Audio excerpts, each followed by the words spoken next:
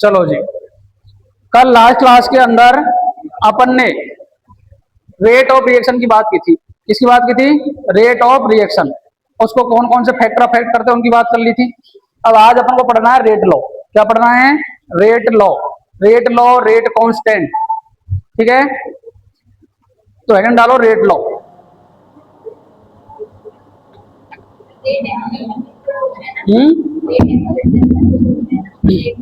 हाँ,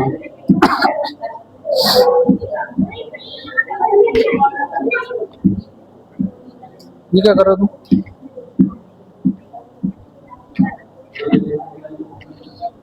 ये हो गई।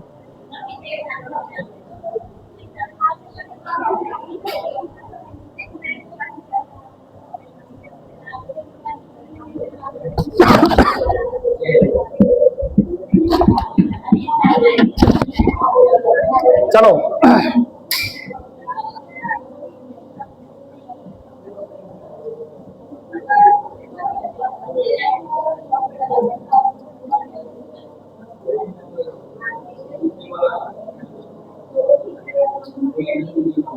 हेडिंग डालो रेट लॉ। बात है नहीं भाई, क्या हो गया? बात क्यों कर रहे हो फिर?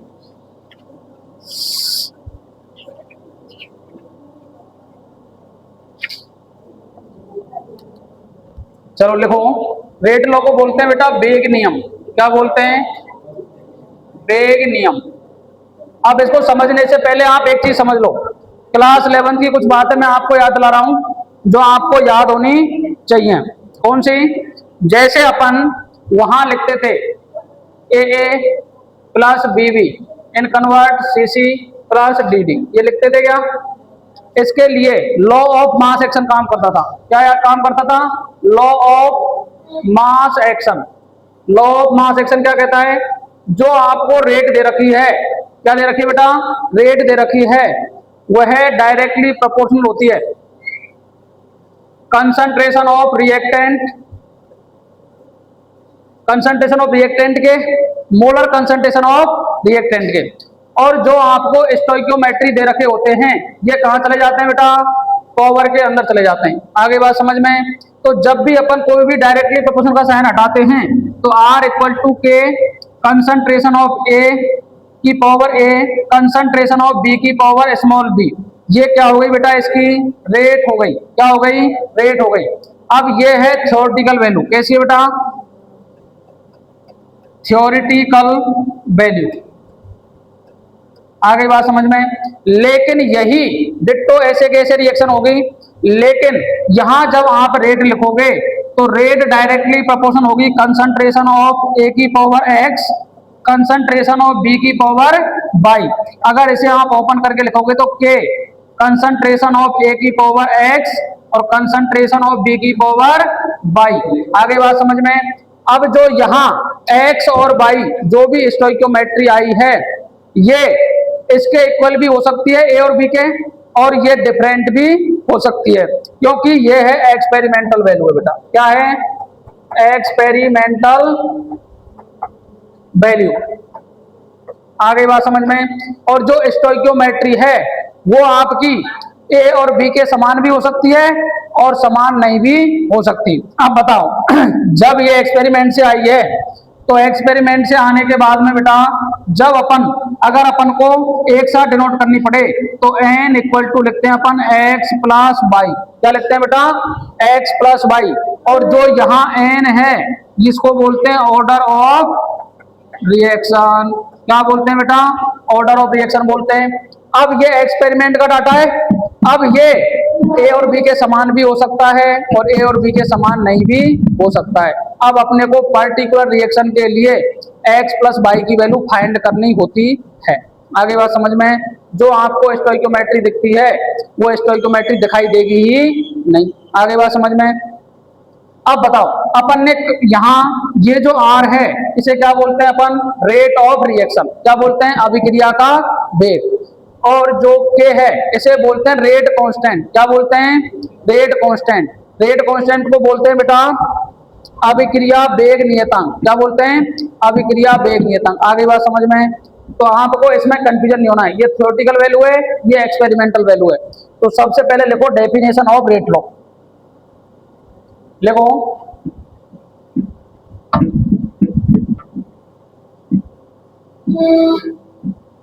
लिखो the representation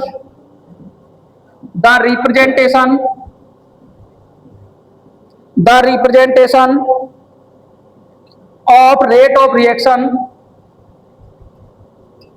the representation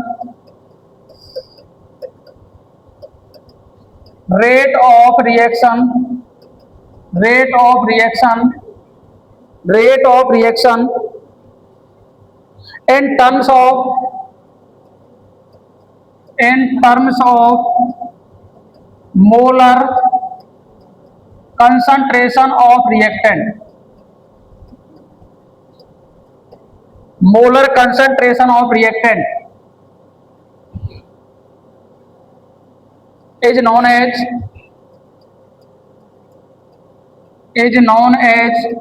rate law. क्या कहलाएगा बेटा? रेट लॉ कहलाएगा ये, ठीक है। कहने का मतलब यदि आपको कोई रिएक्शन दे रखी है ए प्लस बी और इससे मैं सीधा ही बना देता हूं बेटा प्रोडक्ट। क्या बना देता हूं? प्रोडक्ट। कुछ ना कुछ प्रोडक्ट बना होगा इससे। तो अगर आपको रेट लिखना है, क्या लिखना है? रेट लिखना है, तो रेट होगा के कंसंट्रेशन ऑफ ए की पावर एक्स और कंसंट्रेशन ऑफ बी की पावर वाई। आगे बात समझ में? ये कैसी डाटा है बताओ? एक्सपेरिमेंटल डाटा है। कैसा है बेटा? एक्सपेरिमेंटल डाटा, एक्सपेरिमेंटल डाटा है ये, ठीक है। अगर आप नॉर्मल केस के अंदर लिखोगे तो बताओ KR, या अभी छोड़ो, रेट इक्वल टू के ए की पावर एक्स बी की पावर वाई। अब जो एक्स और वाई हैं ये आपके क्या हैं? बोलो। एक्सपेरिमेंटल डाटा है जो आपका स्टोइकियोमेट्री के समान हो भी सकता है और नहीं भी हो सकता। आगे बात समझ में? एक बार इतना लिखो, तुम लिखो, अब लिखो अभिक्रिया वेग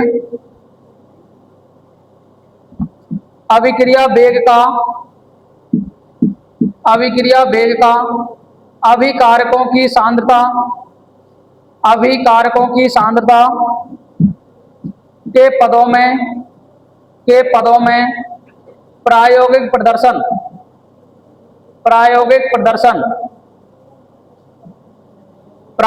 प्रदर्शन वेग नियम कहलाता है।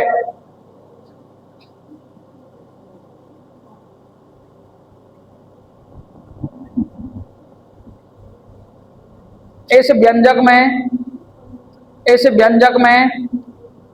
अभिक्रिया का वेग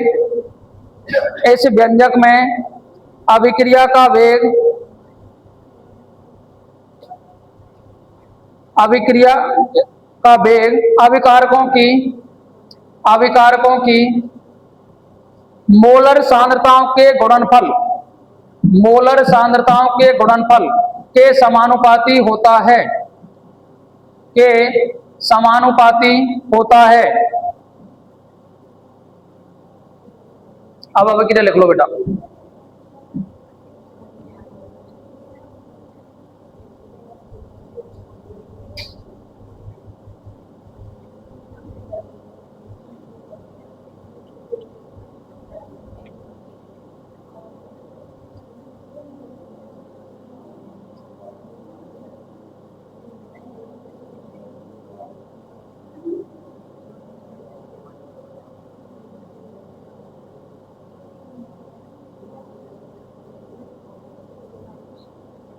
ठीक है। अब देखो x and y get exponent value from x and y get exponent value from experimental experimental data which may be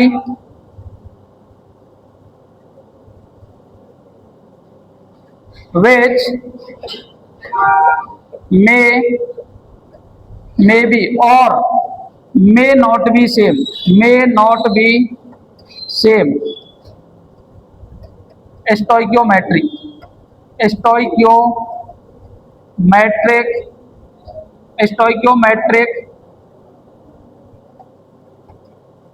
coefficient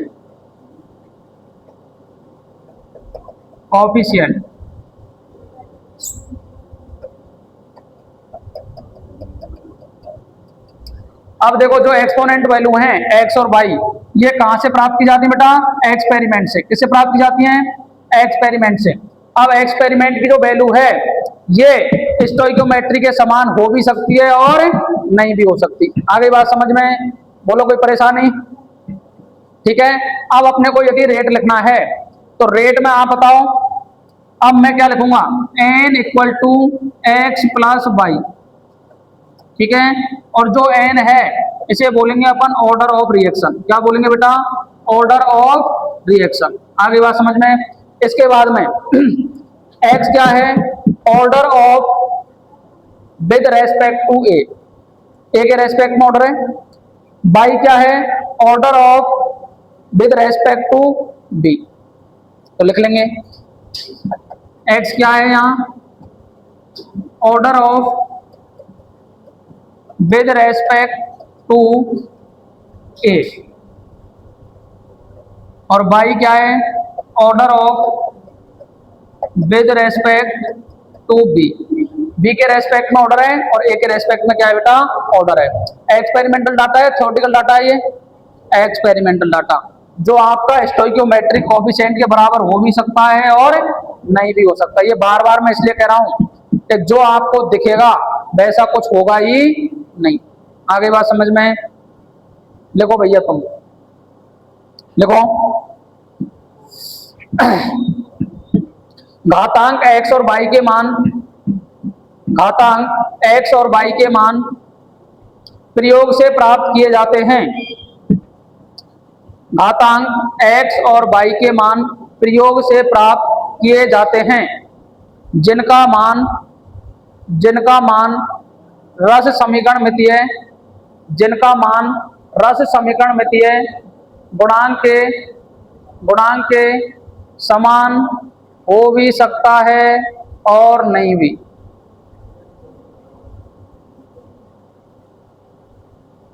हो भी सकता है और नहीं भी। आगे बात समझ में? हो भी सकता है, समान हो भी सकता है और नहीं भी। वो तो वहां मिलेगी ना ऑफिस में, तो मेरे तो है नहीं बेटा जेब में। हाँ? वही होगी ऑफिस में ही, ऐसे दे दो आप तो। आगे बात समझ में? अब चलो, अब अपन आगे बात करेंगे बेटा। लिख लिए यहां तक? कोई परेशानी किसी को नहीं होनी चाहिए। अब आप ये चीज ध्यान रखो, ये वाली जो बात है इसको आप एक बॉक्स बना के लिख सकते हो अगर चाहोगे तो। लिखना चाहोगे क्या? नहीं चाहोगे? इससे समझ में आ रहा है ये थ्योरेटिकल वैल्यू है और ये एक्सपेरिमेंटल वैल्यू है, ये आपको याद रखना है। ठीक है, चलो अब अपन देख रहे हैं बेटा कि rate equal to k concentration of A की पावर एक्स और कंसंट्रेशन ऑफ बी की पावर वाई। ये आ रही है नहीं आ रही? आ रही है। चलो अब मैंने आपको n बराबर तो बता दिया, x प्लस क्या है? y है, यही है। बताओ k बराबर क्या है? रेट कांस्टेंट है। क्या है? रेट कांस्टेंट है। अब रेट कांस्टेंट क्या होगा बताओ? k बराबर rate divide by concentration a की पावर x कंसंट्रेशन b की पावर y। ये होगा कि नहीं होगा? बोलो भाई, होगा। अगर मैं इनकी कंसंट्रेशन ऑफ a बराबर concentration of b equal to ले लूं 1 मोल या कैपिटल 1m, ले सकता हूं, ले सकता हूं नहीं ले सकता? अब बताओ, मैंने 1 ले लिया तो बताओ K इक्वल टू क्या आ गया बेटा, आ गई ये K इक्वल टू क्या आ गया, रेट अपॉन ए और बी बराबर है, ए और बी बराबर है और इनकी कंसंट्रेशन कितनी है 1, तो क्या कंसंट्रेशन ए की पावर में n लिख सकता हूं? बोलो, कोई भी nth ऑर्डर की रिएक्शन रही होगी, ए और बी समान है और मैंने 1 मान लिया इसका, ठीक है, तो 1 लिख के ए का मान 1 मान लेंगे अपन और कितनी मान लेंगे n, मान सकते हैं नहीं मान सकते? अगर आपको कंसंट्रेशन ऑफ रिएक्टेंट यूनिट दे रखी है, क्या दे रखी है, यूनिट, अर्थात 1 मोल पर लीटर दे रखी है, उस पर अगर आप रेट ऑफ रिएक्शन फाइंड करोगे तो उसका नाम क्या पड़ जाएगा, रेट कांस्टेंट, क्या पड़ जाएगा, रेट कांस्टेंट। जब भी आप फिजिक्स के अंदर भी कोई भी डेफिनेशन लिखते हो तो आप, जैसे आपको एक्सीलरेशन की डेफिनेशन लिखनी है तो ए बराबर बी अपॉन टी होती है, कोई भी गाड़ी कितनी वेलोसिटी से चली है पर यूनिट टाइम में, उसे क्या बोलते हैं, एक्सीलरेशन, यही बोलते हैं। ऐसे ही जब अपन ने कंसंट्रेशन को बेटा कर दिया 1, क्या कर दिया 1 मोल पर लीटर, तो जब अपन रेट को फाइंड करेंगे उसका इनाम क्या पड़ जाएगा, रेट कांस्टेंट, क्या पड़ जाएगा, रेट कांस्टेंट। तो लिखो एक बार, रेट कांस्टेंट एडम डालो, रेट कांस्टेंट, रेट कांस्टेंट,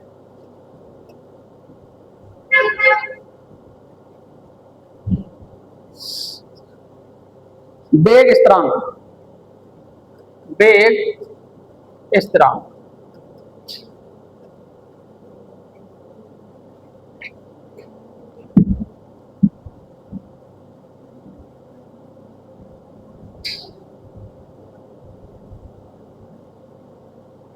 ठीक है, ये मैं आपको ऑर्डर के लिए लिखाया है, ये किसके लिए लिखाया है, ऑर्डर के लिए। तो अभी के लिए आप इतना लिख लो, इसको अभी छोड़ दो ना, इसको अभी छोड़ देना, ठीक है, इतना लिखोगे आप।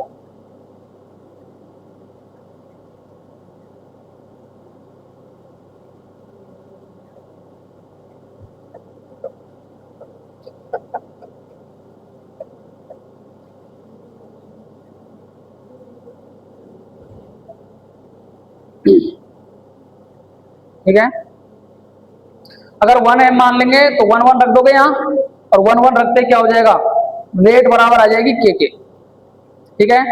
लेकिन अगर मैं ऑर्डर ऑफ रिएक्शन निकालूंगा, रेट कांस्टेंट की यूनिट निकालूंगा, तो मुझे कुछ ना कुछ मानना पड़ेगा ए को, ठीक है, तभी निकलेगी यूनिट। तो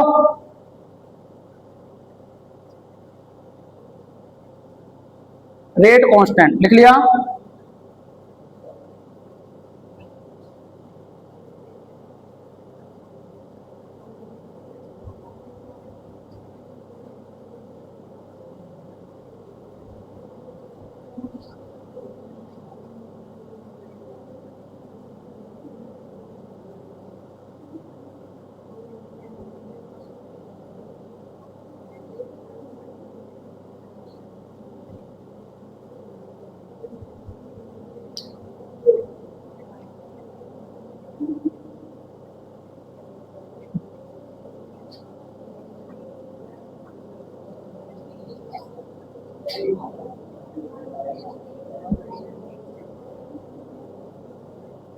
लिखो, rate of reaction, rate of reaction, rate of reaction, rate of reaction पर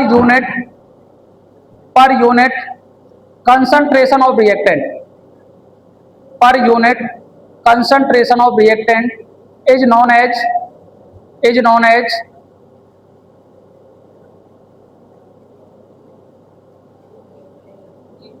रेट कांस्टेंट। लिख लो बेटा, अभिकारकों की एकांक सांद्रता पर, अभिकारकों की एकांक सांद्रता पर, एकांक सांद्रता पर अभिक्रिया का वेग, अभिक्रिया का वेग वेग स्थिरांक कहलाता है, अभिक्रिया का वेग वेग स्थिरांक कहलाता है।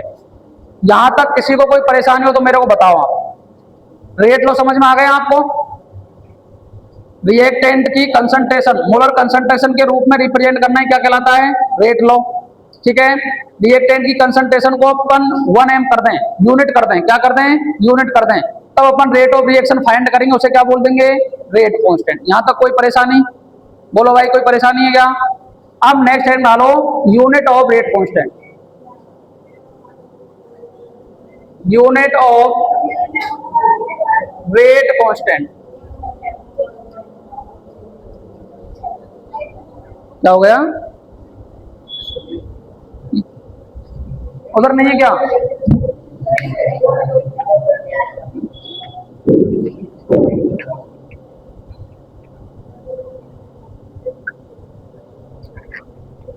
क्या हो गया? चैप्टर कितना बड़ा है?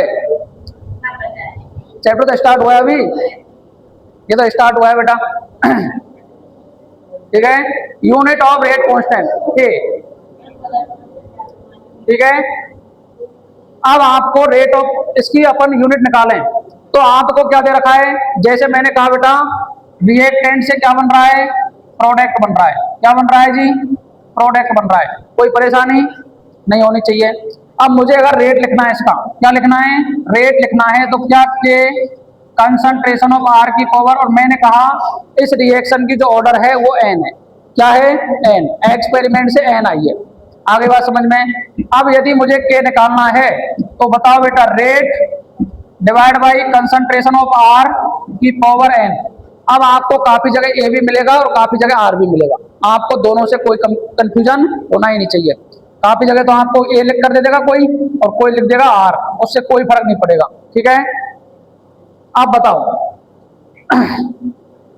आप मेरे को बताओगे रेट की यूनिट क्या होती है बेटा, mole litre inverse second inverse, यही होती है क्या, बोलो भाई।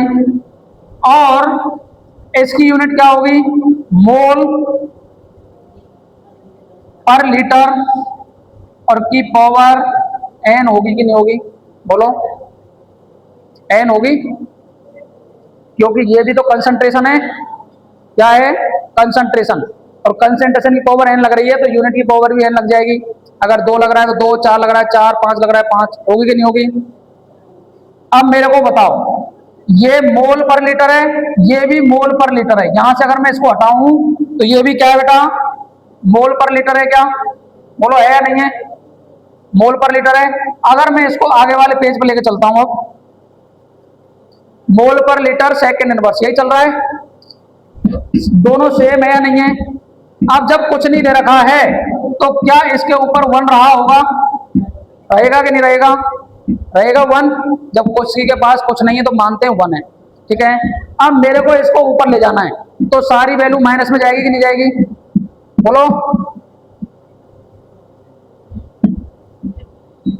तो क्या मोल पर लीटर और इसकी 1 माइनस एन सेकेंड इनवर्स आएगा कि नहीं आएगा, ये कितने बच्चों को समझ में आया, ये बता दो मेरे को, तो आया समझ में। ये एन है बेटा, ऊपर 1 है, दोनों यूनिट मेरे को सेम दिख रही है, मोल पर लीटर, मोल पर लीटर। इसको उठा के मैं ऊपर ले गया, तो जब आपको सिखाया कि मल्टीप्लाई हो या डिवीजन हो, भाग हो या गुणा हो, दोनों के जब बेस समान होते हैं तो पावर ऐड होती है, यही है। तो डिवाइड में तो माइनस हो जाएगी, और प्लस करोगे तो प्लस हो जाएगी, और माइनस करोगे तो माइनस हो जाएगी, आगे बात समझ में। तो बेटा ये सेम है और ये सेम है, दोनों सेम है, तो इसको ऊपर ले गए आप, तो 1 माइनस एन हो गया, और सेकंड इनवर्स चल ही रहा है, ठीक है। तो बताओ क्या आ गया, mole per litre 1 minus n second inverse. जब इसे आप ओपन करोगे तो ये आएगा 1 minus n litre n minus 1 और सेकेंड इनवर्स, आएगा कि नहीं आएगा, बोलो भैया, आएगा कि नहीं आएगा। क्योंकि देखो मोल सिंगल है, लीटर इनवर्स में तो बात पलट जाएगी, ठीक है। अब दूसरा काम, जिन बच्चों को नहीं आया समझ में तो कोई आपसे लिखवाएगा तो अपने इसको, आपको ये फॉर्मूला याद रखना है कि जब भी आपको रेट कांस्टेंट की यूनिट पूछेगा, रेट कांस्टेंट की यूनिट पूछेगा बेटा, तो आप क्या करोगे, ये फॉर्मूला याद रखोगे, mole 1 minus n litre n minus 1 second inverse. यदि मिनट दे रखा है तो मिनट इनवर्स, घंटा दे रखा है तो घंटा ओवर्स, ओवर माइनस कर दोगे, और यदि टाइम दे रखा है तो टाइम माइनस। आगे बात समझ में। अब मेरे को बताओ, अगर मैं n बराबर 0 रखूं, क्या रखूं बेटा, n बराबर 0, तो ये किस ऑर्डर की रिएक्शन हो गई, 0 ऑर्डर की रिएक्शन हो गई। क्या रखो बेटा वैल्यू, मोल 1 माइनस 0, लीटर 0 माइनस 1 और सेकेंड इनवर्स, यही आएगी। तो बताओ भैया, mole litre minus 1 second inverse आएगी कि नहीं आएगी। क्या इसको मैं लिख सकता हूं मोल पर लीटर सेकेंड इनवर्स, लिख सकता हूं क्या, बोलो। तो यूनिट से पहचान जाओगे, अगर 0 ऑर्डर की रिएक्शन होगी तो यूनिट क्या होगी, मोल पर लीटर सेकेंड इनवर्स। आगे बात समझ में। यदि मैं n बराबर ले लूं बेटा 1, क्या ले लूं, 1 लोगे तो रिएक्शन कौन सी हो गई, फर्स्ट ऑर्डर की रिएक्शन हो गई। क्या हो गई बेटा, फर्स्ट ऑर्डर रिएक्शन हो गई कि नहीं हो गई। ठीक है, अब फर्स्ट ऑर्डर रिएक्शन हो गई तो बताओ, मोल 1 minus 1 litre 1 minus 1 second inverse. आगे बात समझ में। तो ये हो गया सेकेंड इनवर्स। क्या हो गया बेटा, सेकेंड इनवर्स। बोलो कोई परेशानी। ठीक है, नेक्स्ट, यदि मैंने मान लिया n बराबर 2 है बेटा, तो n बराबर 2 रखने पर क्या आएगी, सेकेंड ऑर्डर रिएक्शन। क्या आएगी, सेकेंड ऑर्डर रिएक्शन। तो बताओ भैया, मोल 1 minus n litre n minus 1 second inverse, यही है। अब जब आप वैल्यू पुट करोगे तो मोल 1 minus 2 litre 2 minus 1 second inverse आएगा कि नहीं आएगा। तो बताओ, मोल माइनस 1 लीटर 1 और सेकेंड इनवर्स। तो क्या आप कभी भी यूनिट से पहचान सकते हो कौन से ऑर्डर की रिएक्शन है। आगे बात समझ में, तो बना लो भैया। ये तो मैं हटा ही दूं। अब मेरे को बताओ, आपने कहां तक लिख लिया, पहले तो मेरे को ये बताओ कहां तक लिख लिया। हाँ रुको, ये लिख लिया तुमने, इसके बाद में ये लिख लिया, ये लिखना है, लिख लिया।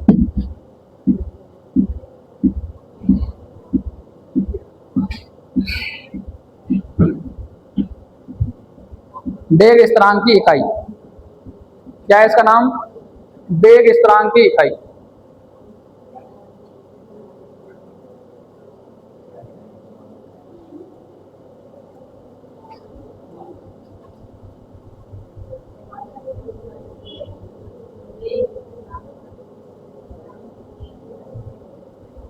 अब रेट अभिक्रिया वेग होता है बेटा, ये वेग स्थिरांक होता है, और ये अभिकारक की सांद्रता होती है।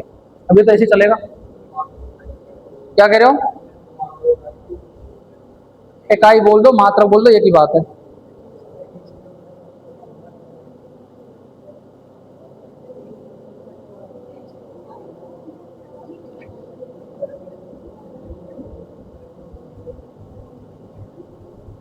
क्या हुआ, लिख लिया, आगे बढ़ाएं गाड़ी को।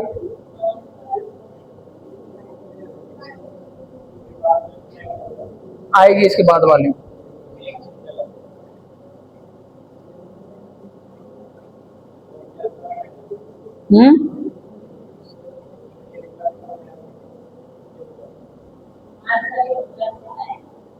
तो उसको तो लिखोगे या मत लिखो, क्या फर्क पड़ता है बेटा, मैंने तो इसलिए लिखा ही है।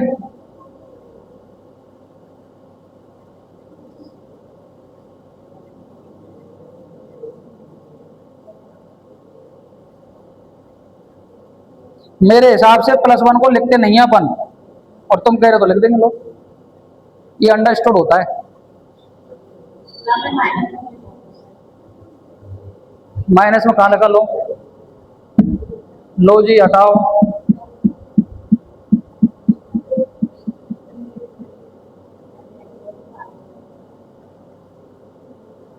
मैंने ऐसे लिखा था, आपको माइनस कहाँ दिख रहा है।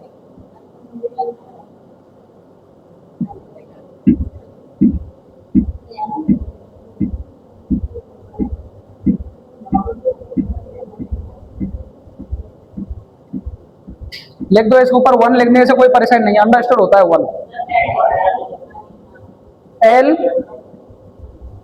देखो जब मैं कैपिटल एम लिखूंगा तो मतलब मैंने मोल पर लीटर लिख दिया है।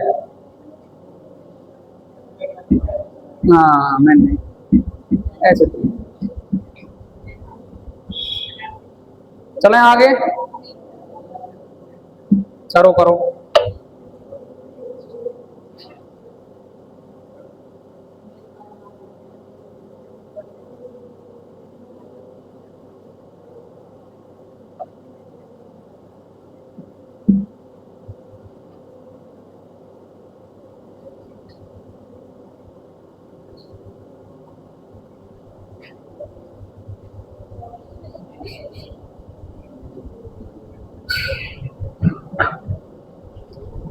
देखो ये वाली बात समझ में नहीं आए तो कोई टेंशन नहीं है, अपन को ये तो रटी हुई होनी चाहिए।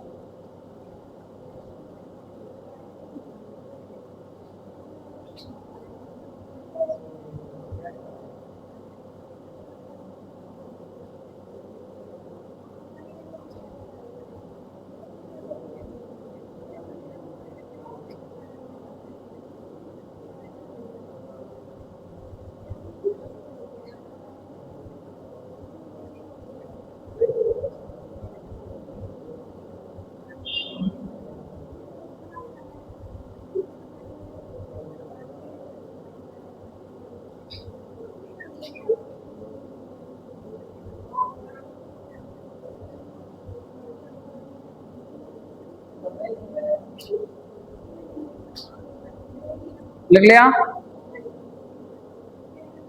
इनको आप इंग्लिश में याद रख लो ना, या इंग्लिश में नहीं रख पाते भैया तो देखो, मोल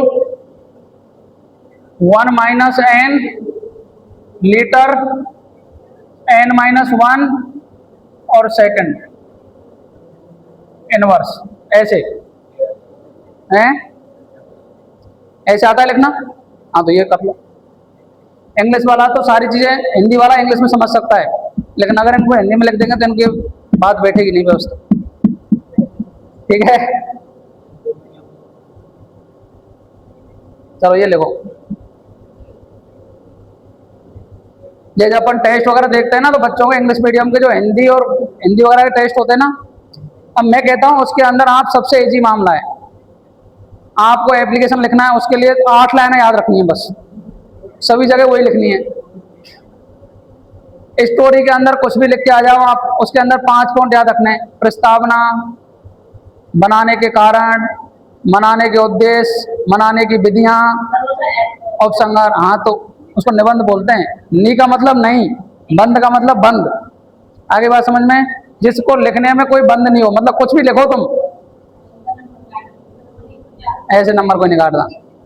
कम से कम निबंध को 4 पेज में लिख के आओगे ना तो 10 नंबर का आता है शायद, मेरे को लग रहा है वो 6 का आता है, 6 में 6 का नहीं 8 का आता है शायद। मेरे क्लास 10th में हिंदी में 92 नंबर थे।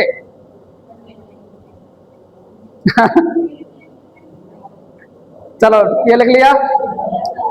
अब हिंदी मीडियम वालों को सबसे बड़ी परेशानी होती है इंग्लिश में। किसमें होती है? इंग्लिश में। तो इंग्लिश में हम बनाते थे परफॉर्मा पूरा, जो एप्लीकेशन वगैरह आते हैं ना इसके, टू द हेडमास्टर वाला, I would like to bring about your attention here that, ये वाला तो वो बनाते।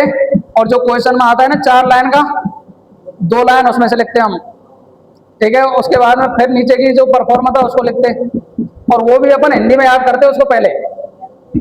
जैसे अपन ये होता है ना टू द, ऐसे टू द हेड मास्टर, तो अपन इसको भी टू द हेड मास्टर। अब ऐसे करने पर हमें ये याद हो जाता। मुझे आज भी याद है 4th क्लास में हमने ऐसे याद किया इसको, तब जाके लिख पाए हम इसको। ठीक है, चलो कोई बात नहीं, वो टाइम है निकल जाता है। अब तुम्हारा भी निकल जाएगा 12th के बाद। ठीक है, चलो मोल -1 लीटर 1 सेकेंड इनवर्स, ये यूनिट आ गई सभी की। अब नेक्स्ट हेडिंग डालो, डिफरेंशियल रेट लो।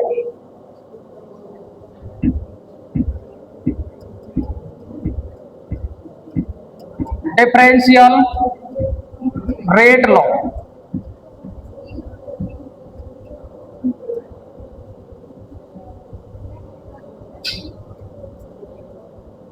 अवकलित वेग समीकरण। अवकलित वेग समीकरण। अब देखो भैया, रेट मैंने लिखा बेटा रिएक्टेंट से बन रहा है प्रोडक्ट।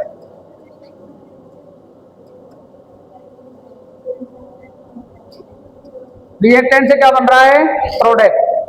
अब मुझे यदि इसका रेट लिखना पड़े तो rate equal to k concentration of ए लिखूंगा या नहीं लिखूंगा? बोलो। और यदि मुझे कुछ देगा इसके आगे, अगर कुछ नहीं दे रखा है, अगर एक देगा तो एक, दो देगा तो दो, तीन देगा तो तीन, चार देगा तो चार, वो लिख दूंगा इसके ऊपर। ठीक है।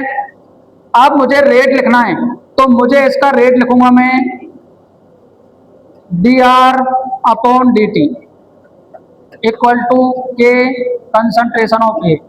ये हो गया इसका डिफरेंशियल रेट इक्वेशन। आगे बात समझ में? ये हो गया इसका अविकलित वेग समीकरण। कर लोगे यार? इतना सा लिखना है, बनाओ फटाफट।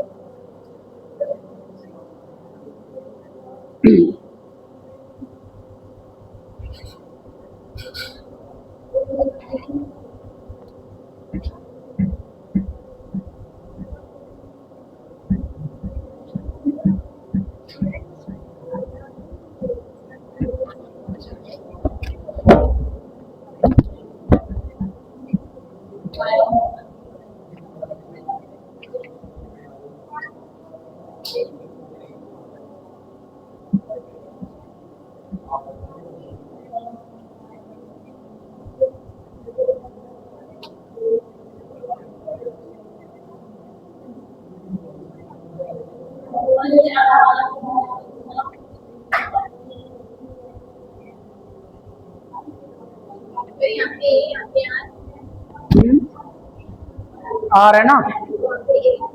हाँ तो इसको आ रही लिख लो।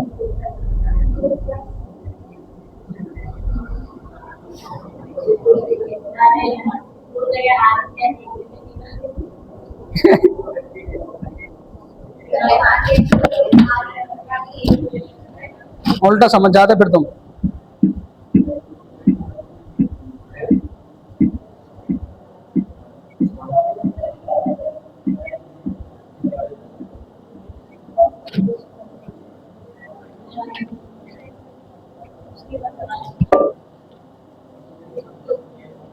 चलो अब एग्जाम्पल करो भैया, इसकी बात करेंगे। एग्जाम्पल,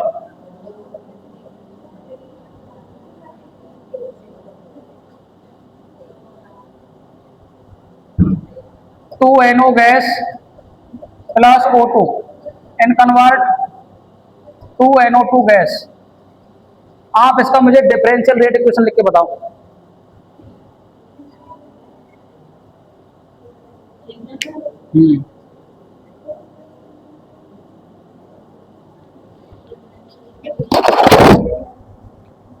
नेक्स्ट एग्जाम्पल लिखो।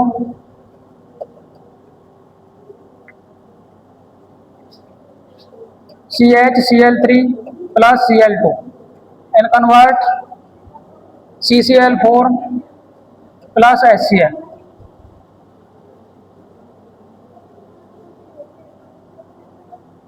नेक्स्ट एग्जाम्पल है CH3COOC2H5। इसका नाम बता सकता है कोई मेरे को? Ethyl acetate. क्या नाम है? Ethyl acetate. यदि इसका हाइड्रोलिसिस करा दें अपन, क्या करा दें बेटा?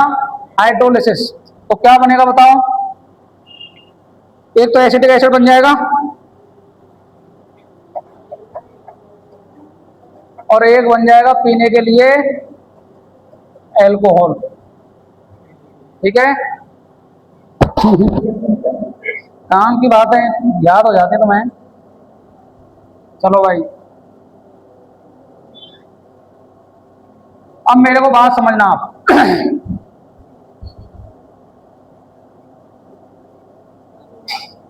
अभी टाइम है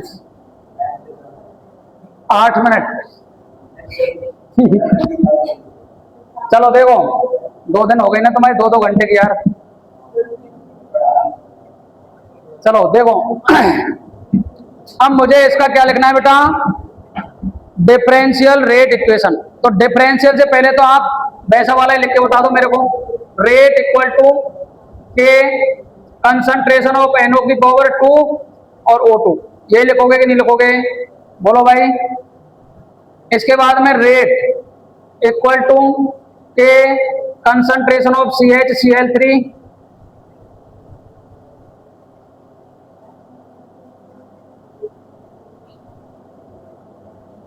CHCl3 और कंसंट्रेशन ऑफ Cl2, ठीक है। ऐसे ही आप यहां रेट लिखोगे तो rate equal to k concentration CH3 COO C2H5 और H2O। बोलो भैया, यही लिखोगे कि नहीं लिखोगे? ये लिखोगे। लेकिन ये सारा डाटा कैसे लिखा आपने? जब आपने इस रिएक्शन को देखा है तब। मतलब ये सारी चीजें कैसी हैं? थ्योरेटिकल। कैसी है बेटा? थ्योरेटिकल है। तो ये भी थ्योरेटिकली लिखा है आपने। और ये भी क्या लिखा है? थ्योरेटिकल लिखा है। मतलब अपन ने क्वेश्चन को देख करके लिख दिया है बस। यहाँ 1, यहाँ 1। 1 लिखने का मतलब है कि आप लिखो चाहे मत लिखो, 1 ही है वो, ठीक है। अगर इसके अलावा कुछ भी होगा तो अपन लिखते हैं, ठीक है। यहाँ भी 2 और इसका बाद 1 लिखा है। आगे बात समझ में। लेकिन जब आपने एक्सपेरिमेंट से देखा, किससे देखा बेटा? एक्सपेरिमेंट से देखा, तो ये तो सही है। मतलब इसका जो रेट है, इसका रेट तो ये बराबर ही आ रहा है कि कंसंट्रेशन ऑफ NO की पावर 2 और O2 की पावर 1। मतलब ये एक्सपेरिमेंट से भी सेम ही है। एक्सपेरिमेंटल या एक्सपेरिमेंट से भी यही डाटा आ रहा है। तो मतलब इसकी ऑर्डर कितने रिएक्शन की हो गई बताओ? बोलो। 3 ऑर्डर की रिएक्शन हो गई है, क्योंकि 2 तो ये रही और 1 ये रहा। लेकिन जब आपने इसको एक्सपेरिमेंट से देखा, किसको बेटा? इससे लेकर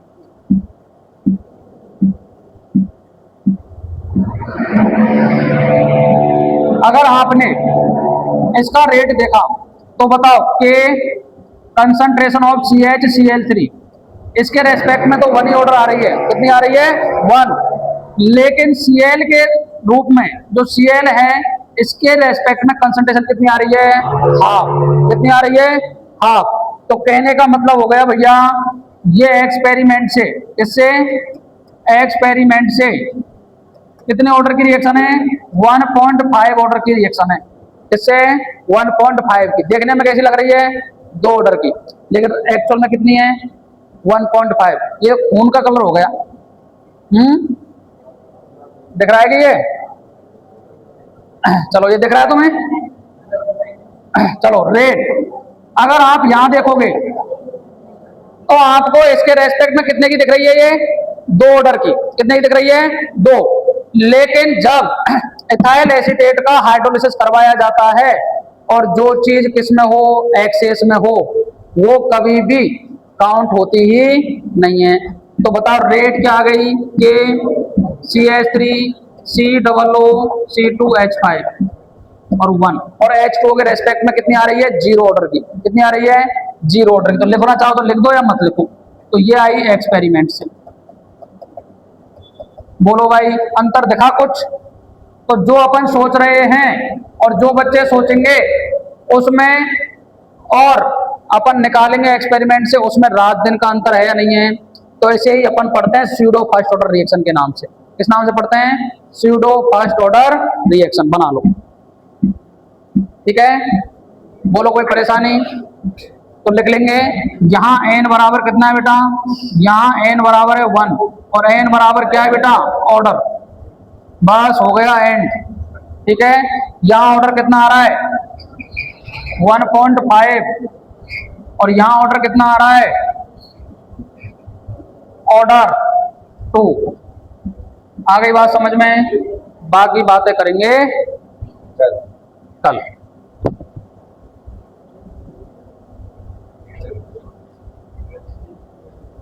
क्या कह रहे हो जी?